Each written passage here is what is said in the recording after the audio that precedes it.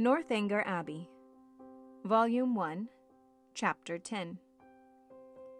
The Allens, Thorpes, and Morlands all met in the evening at the theatre, and as Catherine and Isabella sat together, there was then an opportunity for the latter to utter some few of the many thousand things which had been collecting within her for communication, in the immeasurable length of time which had divided them. "Oh, heavens, my beloved Catherine, have I got you at last?" was her address on Catherine's entering the box and sitting by her. "Now, Mr. Morland," for he was close to her on the other side, "I shall not speak another word to you all the rest of the evening, so I charge you not to expect it. My sweetest Catherine, how have you been this long age? But I need not ask you, for you look delightfully. You really have done your hair in a more heavenly style than ever. You mischievous creature, do you want to attract everybody? I assure you my brother is quite in love with you already, and as for Mr. Tilney, but that is a settled thing.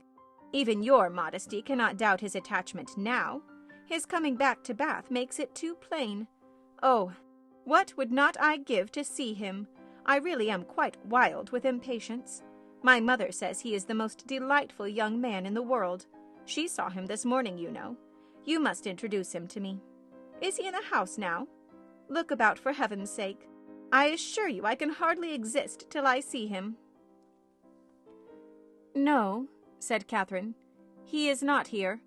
I cannot see him anywhere." "Oh, horrid! Am I never to be acquainted with him? How do you like my gown? I think it does not look amiss. The sleeves were entirely my own thought. Do you know I get so immoderately sick of Bath? Your brother and I were agreeing this morning that, though it is vastly well to be here for a few weeks, we would not live here for millions. We soon found out that our tastes were exactly alike in preferring the country to every other place. Really, our opinions were so exactly the same, it was quite ridiculous. There was not a single point in which we differed. I would not have had you by for the world. You are such a sly thing. I am sure you would have made some droll remark or other about it." "No, indeed, I should not." "Oh, yes, you would indeed. I know you better than you know yourself. You would have told us that we seemed born for each other, or some nonsense of that kind, which would have distressed me beyond conception. My cheeks would have been as red as your roses. I would not have had you by for the world." "Indeed, you do me injustice. I would not have made so improper a remark upon any account, and besides, I am sure it would never have entered my head." Isabella smiled incredulously, and talked the rest of the evening to James. Catherine's resolution of endeavoring to meet Miss Tilney again continued in full force the next morning, and till the usual moment of going to the pump-room, she felt some alarm from the dread of a second prevention.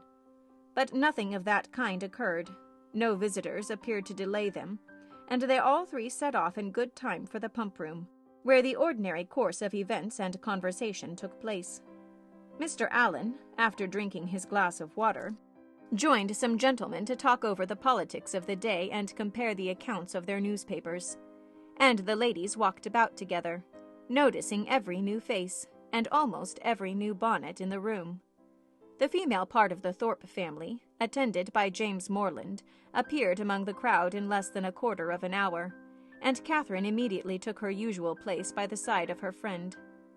James, who was now in constant attendance, maintained a similar position, and separating themselves from the rest of their party, they walked in that manner for some time, till Catherine began to doubt the happiness of a situation which, confining her entirely to her friend and brother, gave her very little share in the notice of either. They were always engaged in some sentimental discussion or lively dispute, but their sentiment was conveyed in such whispering voices, and their vivacity attended with so much laughter, that though Catherine's supporting opinion was not unfrequently called for by one or the other, she was never able to give any, from not having heard a word of the subject.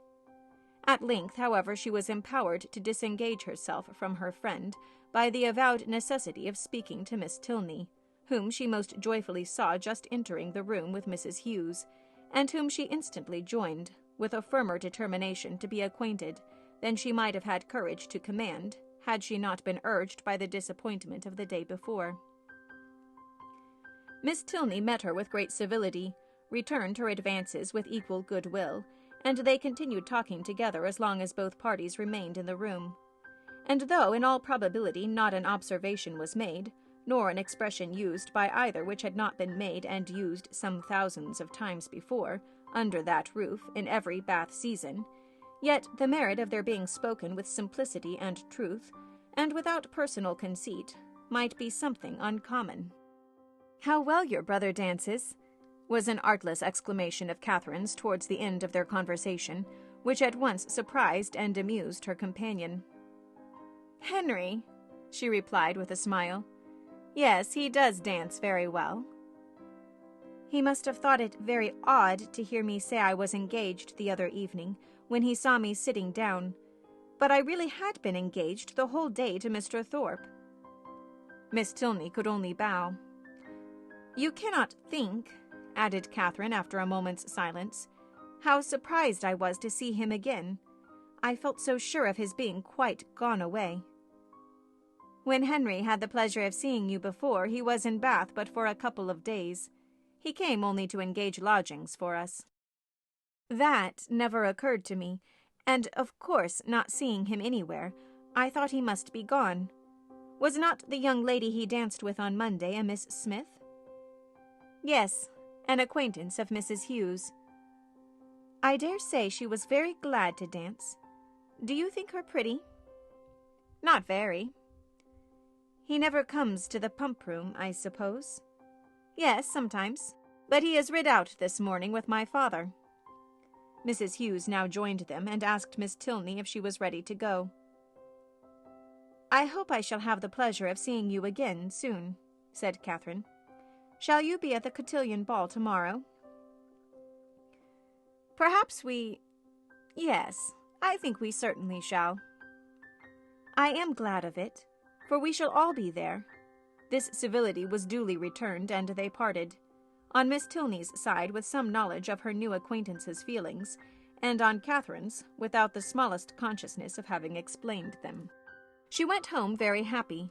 The morning had answered all her hopes, and the evening of the following day was now the object of expectation. The future good. What gown and what headdress she should wear on the occasion became her chief concern. She cannot be justified in it.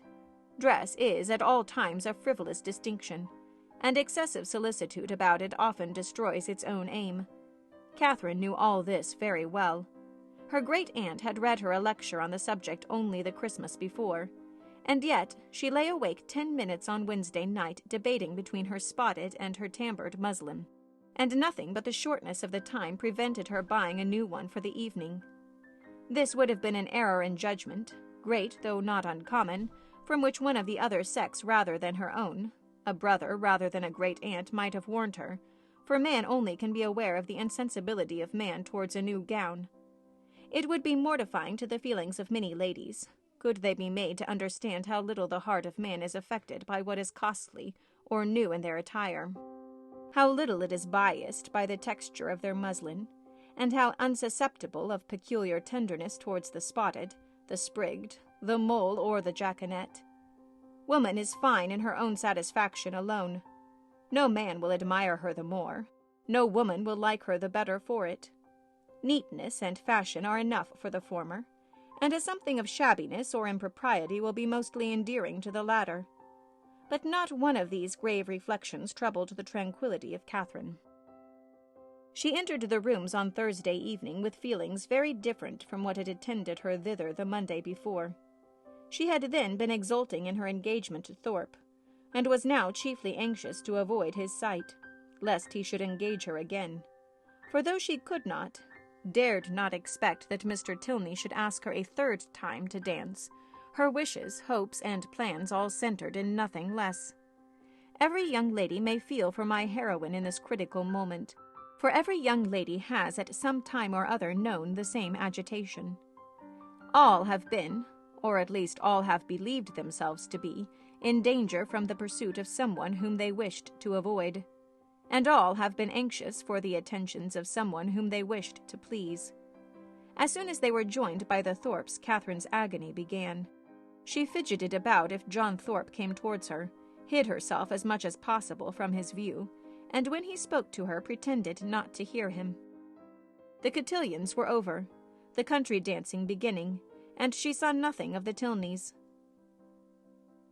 "Do not be frightened, my dear Catherine," whispered Isabella, "but I am really going to dance with your brother again.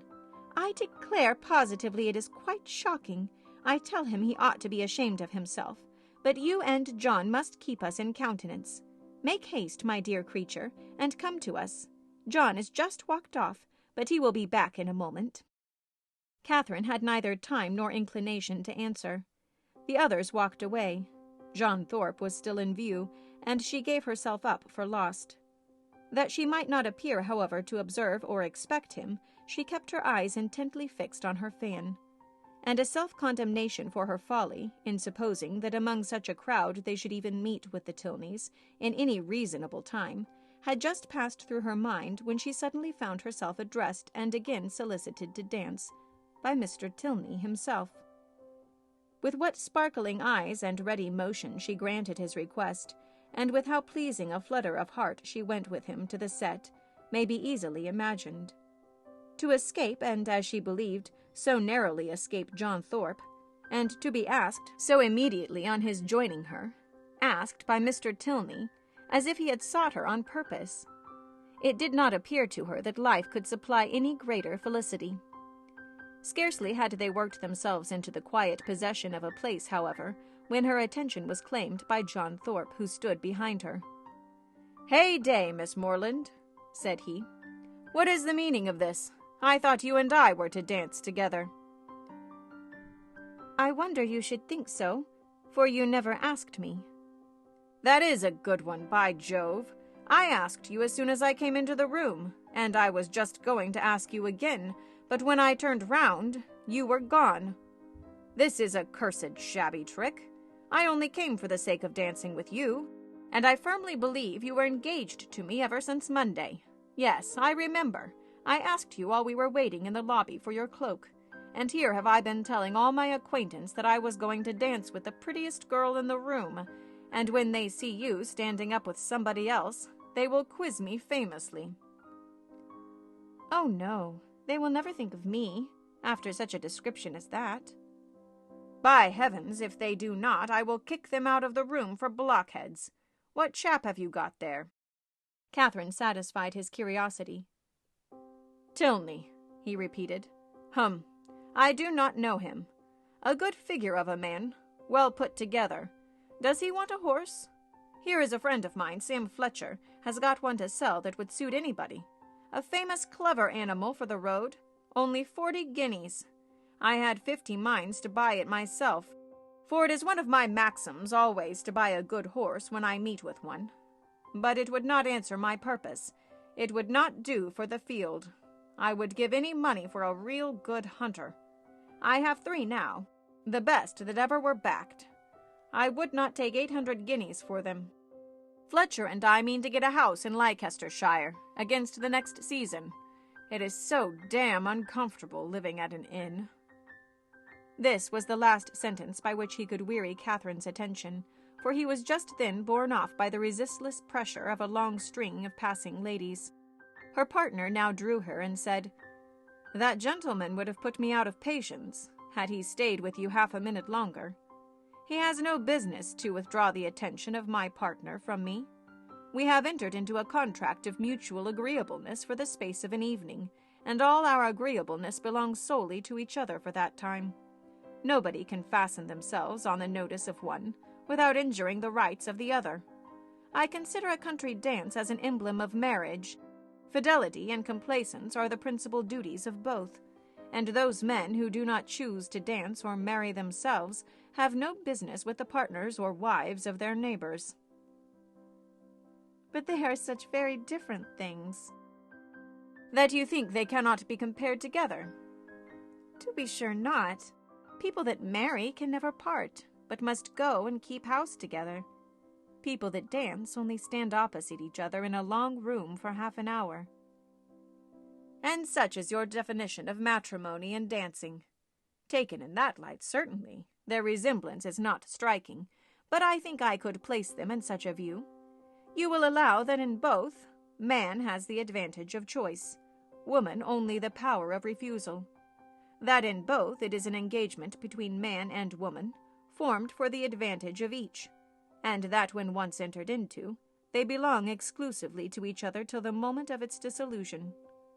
That it is their duty, each to endeavor to give the other no cause for wishing that he or she had bestowed themselves elsewhere, and their best interest to keep their own imaginations from wandering towards the perfections of their neighbors, or fancying that they should have been better off with anyone else. You will allow all this? Yes, to be sure, as you stated. All this sounds very well, but still they are so very different. I cannot look upon them at all in the same light, nor think the same duties belong to them. In one respect, there certainly is a difference. In marriage, the man is supposed to provide for the support of the woman to make the home agreeable to the man. He is to purvey and she is to smile. But in dancing, their duties are exactly changed. The agreeableness, the compliance are expected from him, while she furnishes the fan and the lavender water. That, I suppose, was the difference of duties which struck you, as rendering the conditions incapable of comparison. No, indeed, I never thought of that. Then I am quite at a loss. One thing, however, I must observe. This disposition on your side is rather alarming. You totally disallow any similarity in the obligations, and I may not thence infer that your notions of the duties of the dancing state are not so strict as your partner might wish. Have I not reason to fear that if the gentleman who spoke to you just now were to return, or if any other gentleman were to address you, there would be nothing to restrain you from conversing with him as long as you chose? Mr. Thorpe is such a very particular friend of my brother's that if he talks to me I must talk to him again. But there are hardly 3 young men in the room besides him that I have any acquaintance with. And is that to be my only security? Alas, alas! Nay, I am sure you cannot have a better, for if I do not know anybody, it is impossible for me to talk to them. And besides, I do not want to talk to anybody. Now you have given me a security worth having, and I shall proceed with courage. Do you find Bath as agreeable as when I had the honor of making the inquiry before? Yes, quite. More so, indeed. More so. Take care, or you will forget to be tired of it at the proper time. You ought to be tired at the end of 6 weeks. I do not think I should be tired if I were to stay here 6 months. Bath, compared with London, has little variety, and so everybody finds out every year. For 6 weeks I allow Bath is pleasant enough, but beyond that it is the most tiresome place in the world. You would be told so by people of all descriptions, who come regularly every winter, lengthen their 6 weeks into 10 or 12, and go away at last because they can afford to stay no longer. Well, other people must judge for themselves, and those who go to London may think nothing of Bath. But I, who live in a small retired village in the country, can never find greater sameness in such a place as this than in my own home. For here are a variety of amusements, a variety of things to be seen and done all day long, which I can know nothing of there. You are not fond of the country? Yes, I am. I have always lived there and always have been very happy. But certainly there is much more sameness in a country life than in a Bath life. One day in the country is exactly like another. But then you spend your time so much more rationally in the country.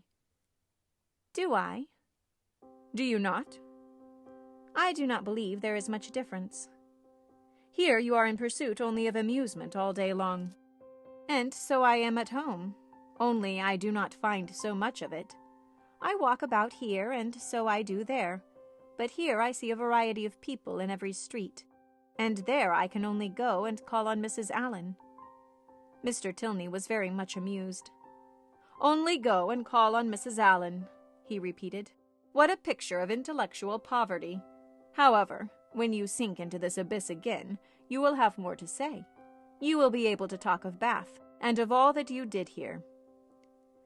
Oh, yes, I shall never be in want of something to talk of again to Mrs. Allen, or anybody else. I really believe I shall always be talking of Bath when I am at home again. I do like it so very much. If I could but have Papa and Mamma and the rest of them here, I suppose I should be too happy. James is coming. My eldest brother is quite delightful, and especially as it turns out that the very family we are just got so intimate with are his intimate friends already. Oh, who can ever be tired of Bath? Not those who bring such fresh feelings of every sort to it as you do. But papas and mammas and brothers and intimate friends are a good deal gone by, to most of the frequenters of Bath, and the honest relish of balls and plays and everyday sights is past with them. Here their conversation closed, the demands of the dance becoming now too importunate for a divided attention. Soon after their reaching the bottom of the set, Catherine perceived herself to be earnestly regarded by a gentleman who stood among the lookers-on, immediately behind her partner. He was a very handsome man, of a commanding aspect, past the bloom, but not past the vigor of life, and with his eye still directed towards her, she saw him presently address Mr. Tilney in a familiar whisper. Confused by his notice, and blushing from the fear of its being excited by something wrong in her appearance, she turned away her head. But while she did so, the gentleman retreated, and her partner, coming nearer, said, "I see that you guess what I have just been asked. That gentleman knows your name, and you have a right to know his. It is General Tilney, my father." Catherine's answer was only, "Oh." But it was an "oh" expressing everything needful, attention to his words and perfect reliance on their truth. With real interest and strong admiration did her eye now follow the general, as he moved through the crowd, and "how handsome a family they are," was her secret remark. In chatting with Miss Tilney before the evening concluded, a new source of felicity arose to her. She had never taken a country walk since her arrival in Bath. Miss Tilney, to whom all the commonly frequented environs were familiar, spoke of them in terms which made her all eagerness to know them too. And on her openly fearing that she might find nobody to go with her, it was proposed by the brother and sister that they should join in a walk some morning or the other. "I shall like it," she cried, "beyond anything in the world. And do not let us put it off. Let us go tomorrow." This was readily agreed to, with only a proviso of Miss Tilney's, that it did not rain, which Catherine was sure it would not. At 12 o'clock they were to call for her in Pulteney Street, and "remember, 12 o'clock," was her parting speech to her new friend. Of her other, her older, her more established friend, Isabella, of whose fidelity and worth she had enjoyed a fortnight's experience, she scarcely saw anything during the evening. Yet, though longing to make her acquainted with her happiness, she cheerfully submitted to the wish of Mr. Allen, which took them rather early away, and her spirits danced within her as she danced in her chair all the way home.